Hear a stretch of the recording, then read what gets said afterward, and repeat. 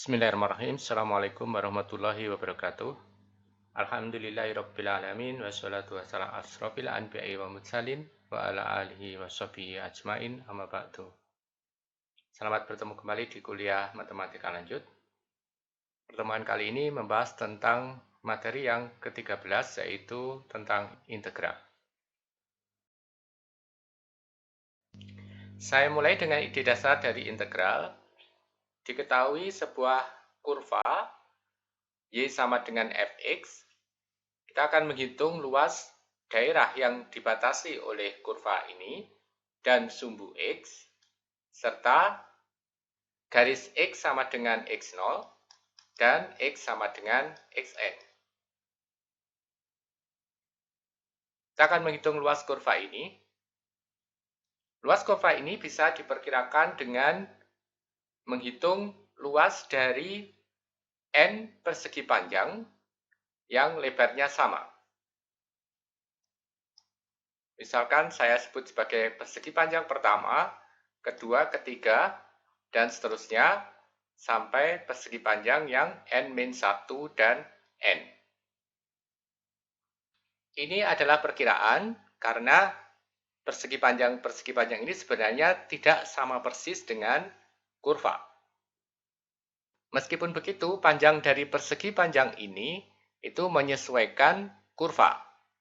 Apabila kurvanya tinggi, maka nanti persegi panjangnya ini juga tinggi. Demikian juga jika kurvanya rendah, maka panjang dari persegi panjang tersebut juga pendek, rendah. Yang menjadi masalah berikutnya adalah bagaimana kita menghitung persegi panjang yang lebarnya sama ini. Cara pertama disebut dengan titik kiri. Yang dimaksud dengan titik kiri adalah panjang persegi panjang itu menyesuaikan titik kiri, di mana titik kiri ini akan berhimpitan dengan kurva. Misalnya, persegi panjang yang pertama, titik kirinya ada di X0, panjang dari persegi panjang pertama ini pada titik X0. Di sini. Kemudian persegi panjang yang kedua pada titik X1. Dengan demikian kita tahu bahwa panjang dari persegi panjang ini adalah Fx0 untuk persegi panjang pertama, sedangkan untuk persegi panjang yang kedua, panjangnya adalah Fx1. Demikian seterusnya sampai persegi panjang yang ke N. Panjang dari persegi panjang yang ke N ini adalah Fxn-1. Luas masing-masing persegi panjang bisa kita hitung. Misalkan lebar dari persegi panjang ini adalah H, maka luas dari persegi panjang yang pertama itu adalah Fx0 dikalikan dengan H. Persegi panjang yang kedua adalah Fx1 kali H, demikian seterusnya sampai luas persegi panjang yang ke N adalah Fxn-1 dikalikan dengan H. Ini cara pertama untuk menentukan panjang dari persegi panjang. Cara yang kedua adalah titik kanan, di mana acuan dari persegi panjang itu berada di titik kanan dari persegi panjang. Misalnya seperti ini adalah persegi panjang yang pertama, maka panjang dari persegi panjang yang pertama ini menyesuaikan titik kanan. Artinya, titik kanan berada pada kurva.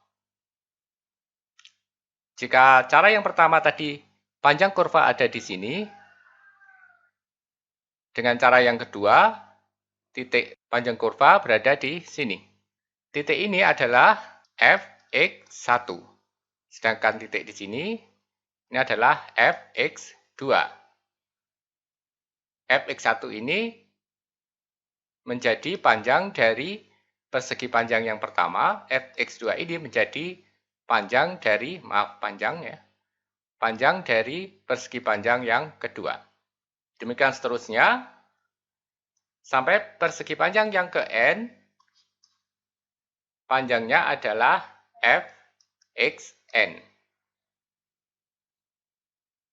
Jadi, Luas dari persegi panjang yang pertama adalah fx1 dikalikan dengan h. Tadi kita misalkan bahwa panjangnya adalah h. Kemudian luas dari persegi panjang yang kedua adalah fx2h dan seterusnya sampai luas persegi panjang yang ke n adalah fxn dikalikan dengan h. Kalau dengan cara yang pertama, maka luas persegi panjang yang ke I itu adalah f x I-1 dikalikan dengan H. Sedangkan dengan cara yang kedua, luas persegi panjang yang ke I adalah f x I kali H.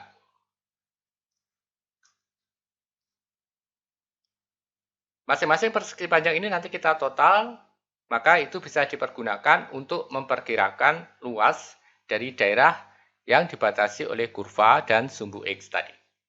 Semakin banyak persegi panjang, maka luas dari total persegi panjang ini semakin mendekati luas dari kurva dan sumbu X tadi.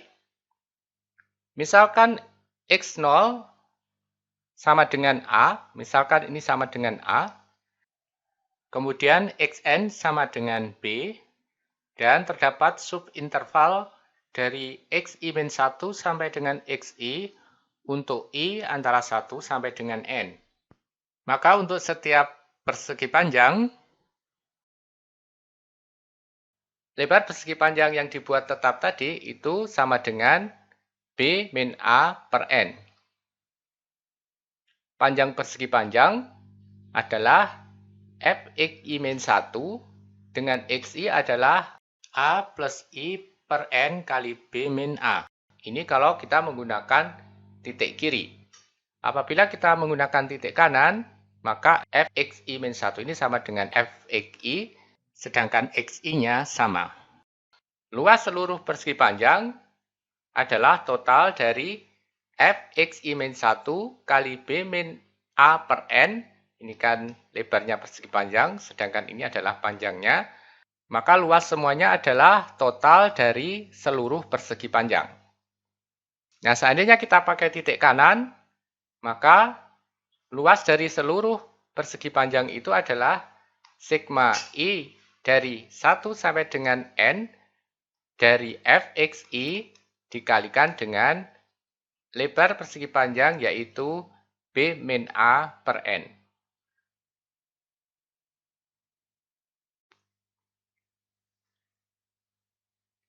Misalkan f adalah sebuah fungsi yang kontinu dan tertutup dalam interval A sampai B, maka limit berikut ini ada,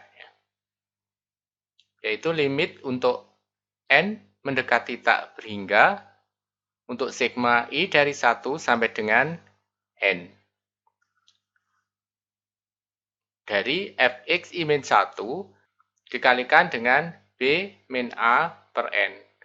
Dan ini tadi adalah luas persegi panjang sebanyak N. Untuk Xi sama dengan A plus I per N kali B min A.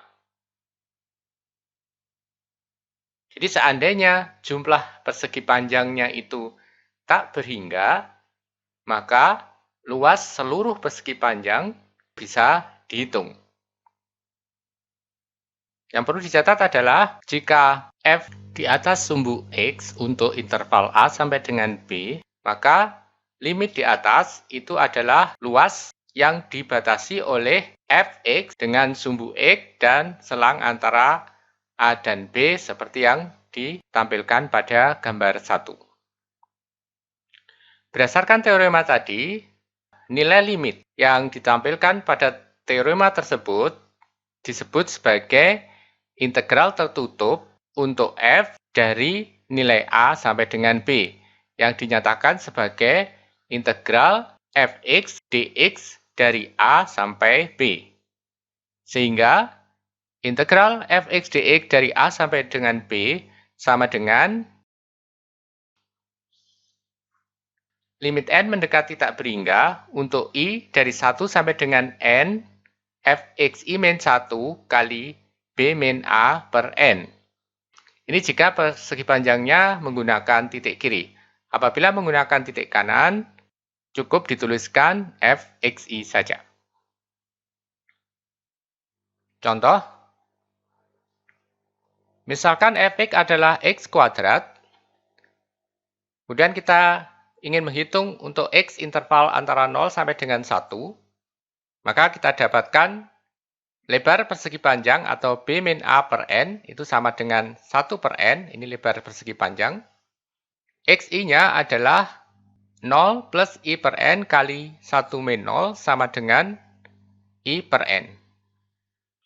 Jika kita ingin menghitung integral x kuadrat dx dari 0 sampai dengan 1, maka ini sama dengan limit n mendekati tak berhingga dari sigma i sama dengan 1 sampai dengan n, i per n kuadrat dikalikan dengan 1 per n. Dan ini sama dengan 1 per n pangkat 3 kali sigma i dari 1 sampai dengan n, i kuadrat. Selanjutnya ini sama dengan limit n mendekati tak berhingga dari 1 per n pangkat 3, sigma i kuadrat dari i 1 sampai dengan n itu sama dengan n kali n plus 1 dikalikan 2n plus 1 dibagi 6. Nanti bisa Anda buktikan sendiri bahwa 1 kuadrat ditambah 2 kuadrat ditambah 3 kuadrat ditambah dan seterusnya ditambah n kuadrat ini sama dengan n kali n plus 1 dikalikan dengan 2n plus 1 dibagi dengan 6. Sehingga sigma i kuadrat ini sama dengan n kali n plus 1 dikalikan dengan 2n plus 1 dibagi 6. Kita hitung, diperoleh 2n pangkat 3 dibagi dengan 6n pangkat 3, kita bisa sederhanakan menjadi 2 per 6. Limit n mendekati tak berhingga dari 2 per 6 sama dengan 1/3. Jadi, integral x kuadrat dx dari 0 sampai dengan 1 sama dengan 1/3.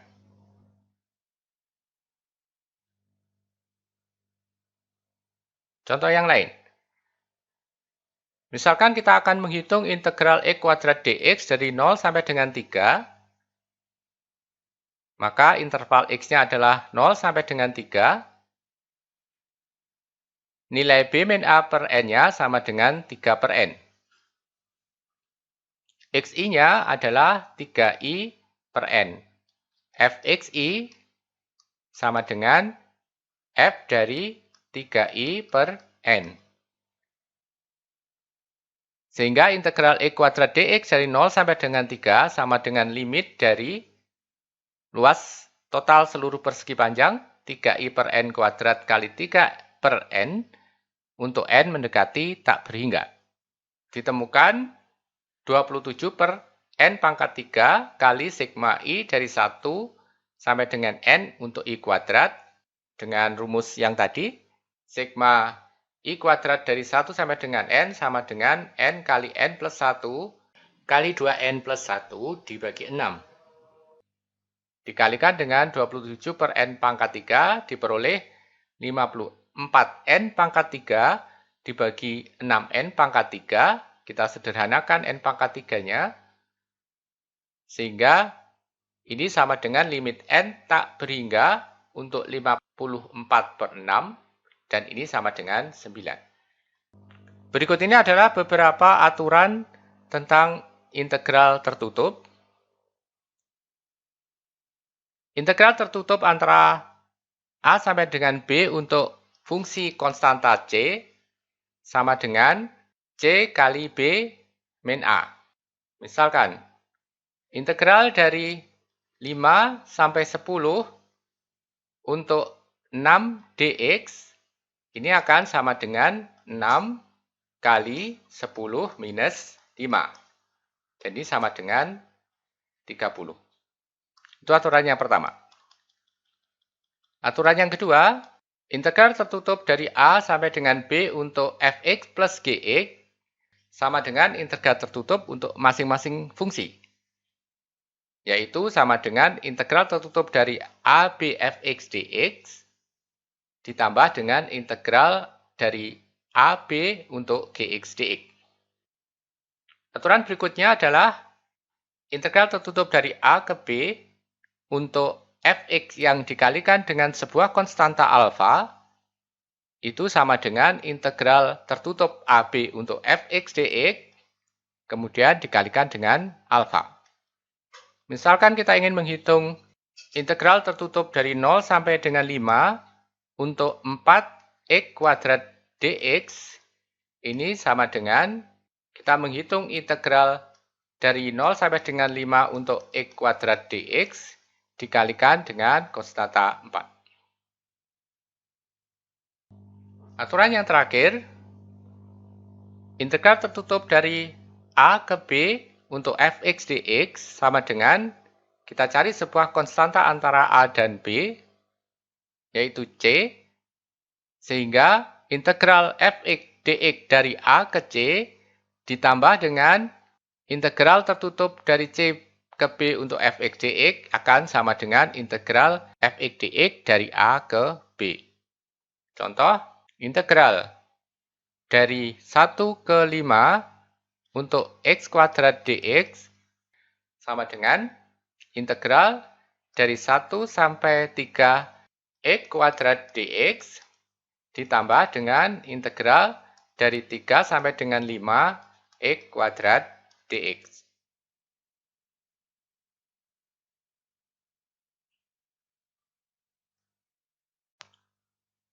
Demikian tadi materi tentang integral tertutup.